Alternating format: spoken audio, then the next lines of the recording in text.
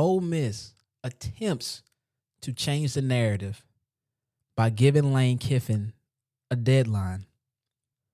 Smart move or bad idea? This is the Third Down Conversation. Let's talk about it.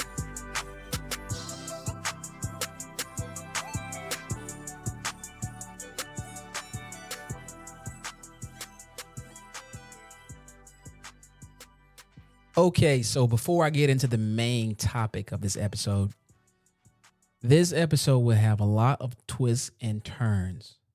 So stay with me and lock in. If you've been under a rock, you may not know that Lane Kiffin is one of the hottest sought-after coaches in the country right now. On a previous episode, I talked about the recent openings in college football, including Auburn, LSU, Florida, Penn State. And I also spoke on different types of coaches. You've got the proven winner. You've got the coordinator that's ready to be a head coach. You've got the G5 up-and-comer. And you've got the redemption story. And in that episode, I mentioned Lane Kiffin as the redemption story.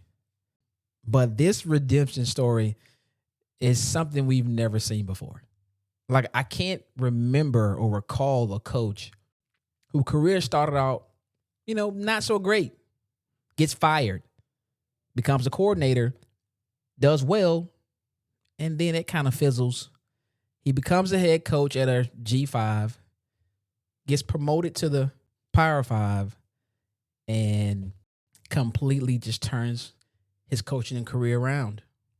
Lane Kiffin has done that. Even NFL teams want Lane Kiffin. And he's in the position of power because he's the big domino of this whole coaching carousel. And everything will begin to move once Lane decides what he's going to do as far as his next coaching job. So with all that being said, Pete Nakos of On3 releases an article on Monday stating that Ole Miss has given Lane Kiffin a deadline to decide if he's going to stay or leave Ole Miss. And the two schools that are really pressuring Lane right now are Florida and LSU. And this deadline is just going to allow Ole Miss to have clarity as far as if they need to start looking for a replacement, which is fair. Early signing day, recruiting-wise, is December 3rd, and the transfer portal opens January 2nd. So you need to have a coach in place. A deadline or an ultimatum makes sense. Where all this gets tricky is Keith Carter, who is Ole Miss's athletic director, he wants an answer before the Egg Bowl. So that's next Saturday, November 29th. He wants to know, Lane, are you staying or are you going? Which begs the question, if Lane were to come to Ole Miss's AD and say, I'm leaving, then how should Ole Miss proceed? Should they allow him to coach the Egg Bowl? Should they allow him to coach in the playoffs? That's a very, very tricky spot. However, in this new look college football world, tough decisions have to be made. If I'm Keith Carter, Ole Miss's AD, would I allow Lane Kiffin to finish the season knowing that he's leaving? Or if he told me he was leaving, is what I should say. I would say yes.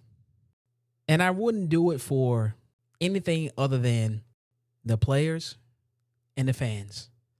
Because Ole Miss has never seen these kind of heights. As a football program, they have not ever been this successful. They've never even been in a conference championship game. And all that is right in front of them. It's right there.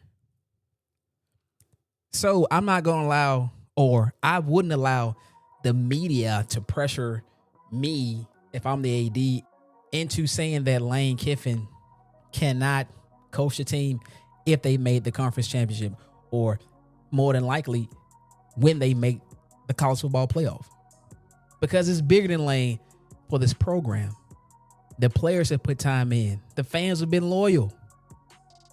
So you let Lane finish it out. Even if he's leaving, let him finish. Even though most media outlets are saying, Ole Miss gotta not let him coach. I think it's awesome that Ole Miss, if this is true, because Lane claims Ole Miss has not given him a deadline or any type of ultimatum. But if they have done that, I think that's fair. Give them a heads up so they can know how to proceed. But that doesn't mean, in my opinion, that he shouldn't finish out the season.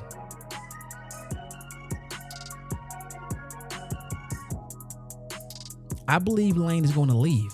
So let's explore what happens if and when Lane leaves. And I believe he's going to leave for Florida. If Lane were to leave for Florida, Ole Miss is going to pivot to Jon Sumrall. Jon Sumrall is probably Auburn's top pick right now, if I had to guess. So that's going to put pressure on Auburn to get a deal done quickly. Because the last thing Auburn wants to do is they don't want to get into a bidding war with Ole Miss. And more than likely, that would happen. And that is because Jon Sumrall has formerly coached at Ole Miss. He coached at Ole Miss back in 2018 as a linebackers coach. So he's familiar with the area. He's familiar with the program. It's reported that he would be their first call. So now, Auburn, they're kind of under the gun. Because, again, it's widely believed that Lane is leaving. Mainly because over the weekend, Lane's family visited Florida and Baton Rouge. Your family is not visiting if you're not seriously considering it. He's more than likely out of there. And if I'm Auburn, I would not get into a bidding war with Ole Miss over a coach that is not proven. He's done great things at the G5, no doubt. But we've got the resources. We've got the facilities. And even though we're down as a program from a winning standpoint, like a on the field performance standpoint, history-wise, we're a better program. So if Jon Sumrall wants to go to Ole Miss over Auburn, if the Ole Miss job opens, if I'm Auburn, I let him go. Because I believe Auburn's top candidate should be Missouri's head coach, Eli Drinkwitz.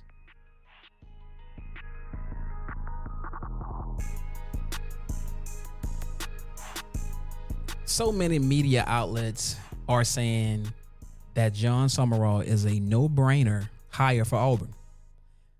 But I got several questions. Several. And in my opinion, there's no such thing as a no-brainer hire when you hiring a coach. Unless that guy's a proven winner. Like when Nick Saban went to Alabama, that was a no-brainer. He had won previously. When Urban Meyer went to Ohio State, no-brainer. He had won previously. Those coaches were proven winners. Jon Sumrall is not that. I can recall many media people saying that Billy Napier was a no-brainer hire for Florida. That lasted 4 years. Really should have been 3 years. They wanted to get rid of him last year, but just hung on because he won some games he wasn't supposed to win down the stretch. Hiring a coach, it's like hitting a lotto because you just don't know. So when you think about Jon Sumrall, a lot of people say he's a hard-nosed type of coach, a player's coach, just this aggressiveness to him, toughness to him, and for some reason, people say he can't miss. And I get it. At the G5 level, he was very successful. Very successful. At Troy, he won back-to-back Sun Belt Conference titles. Now he's currently at Tulane, and they're doing well. They're 7-2. Currently the top G5 team in the country, which means they're in the playoff currently. So everyone is like, that's the guy. That's the guy. Can't miss. He's got next. And I'm like, pump the brakes. Why him? What has he proven at the Power 4 level? I mean, he was only a defensive coordinator and he was a co-coordinator at Kentucky in 2021. And that was only for a year. After that, he went to Troy. Eli Drinkwitz, on the other hand, he's proven. We know what Eli is capable of in the SEC. I mean, look at Missouri. His first year as a head coach, he goes 12-1 at App State, G5 school. 2020, he gets the Missouri job. He goes 5-5. 21, he goes 6-6. 22, he goes 6-7. Now, if you know anything about college programs at this moment in time, he's got to get his recruits in there. He's got to get his players in there. He's got to get them developed. The transfer portal is fairly new, and Missouri is, unfortunately, it's not a very desirable place to go play football. 23, they go 11-2.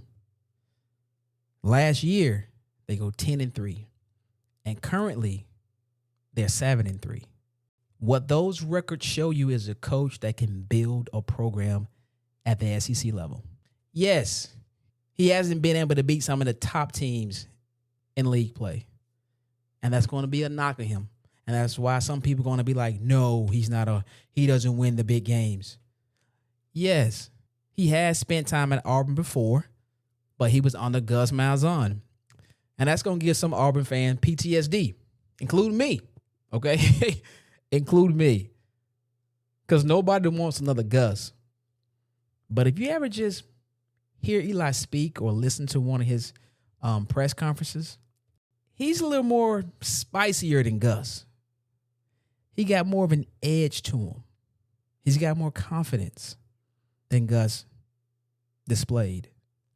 Eli is one of those guys, if you play basketball, that you would love to have on your team, but you would hate to go against him. Or he'll get on your nerves if you went against him. That's the kind of guy he strikes me as. He knows the ins and outs of Auburn. I think he would be a fit at Auburn. Because, look, fit's going to matter. And Jon Sumrall, look, the way he carries himself, I got to be honest, he seems like he's arrogant. He seems like an arrogant guy. And I don't know if that's going to fit with the money shakers at Auburn. When you've got money, you've got an ego. They go hand in hand. So you can't come up in there with that type of arrogance and expect people to just give you money when you haven't won or proven anything. Eli will probably have more leeway in that department because he at least has done it at this level. Missouri was a dead program before he got there. And he has completely turned it around. Recruiting-wise, his first year, they were 51st. His second year, they were 26th. These are rankings, by the way. His third year, they were 14th. His fourth year, they were 20th. Last year, they were 20th. Imagine what he can do at Auburn. He's bringing in top 25 classes at Missouri. You think he can't recruit to Auburn? So if I'm Auburn, as shiny as Jon Sumrall looks, the media hyping him up, don't be fooled. Go with somebody that's proven. Go with someone that has shown you that they can do it in this league, that they can perform in this league, that they can build a program in this league. You can go for the what if, or you can go for the guy that has been at Auburn, knows Auburn, has a good offense, more than likely will keep DJ Durkin on, and have shown you that he can turn a program around and then sustain it. This has been the Third Down Conversation. I am D Turnip Seed.